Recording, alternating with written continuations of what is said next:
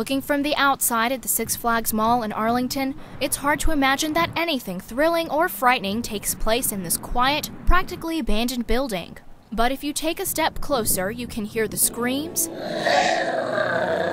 and see the monsters that roam inside the Boneyard Haunted House. Located inside an over 100,000 square foot vacant department store, the haunted house operates more like a grand theater production.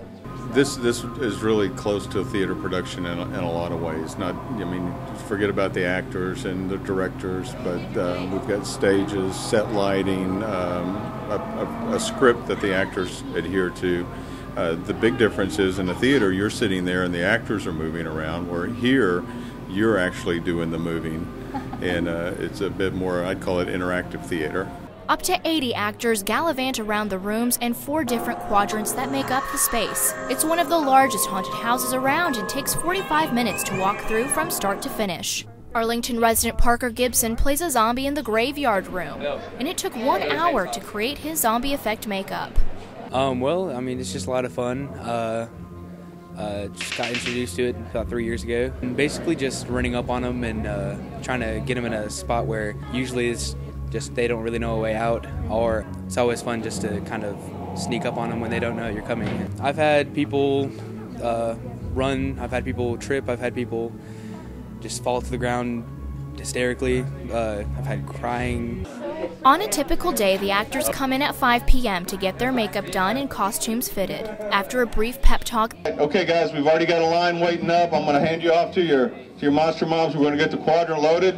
Hey, let's have a good time tonight, all right? Going to get a boneyard cheer? The scare tactics begin at 7 p.m. and run all the way until closing time at midnight. All actors must audition for their roles in the haunted house, and all of their work is purely for volunteer. I love seeing their reactions.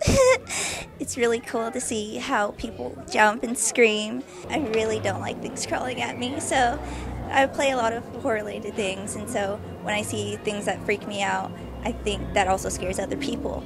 So I do that, and I know it'll end up scaring them as well.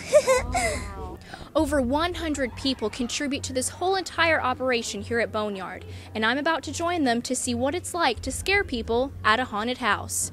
Actors are forbidden to say the word boo when in costume, and although my outfit is simple, I still managed to cause a good scare. Oh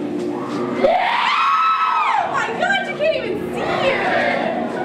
Well, I have a theory, or I guess a philosophy to scare people. You can't just go through the whole show scared 100% of the time. You've got to have ups and downs. Like a good movie has highs and lows, emotional. There has to be some comedy, a little humor in there.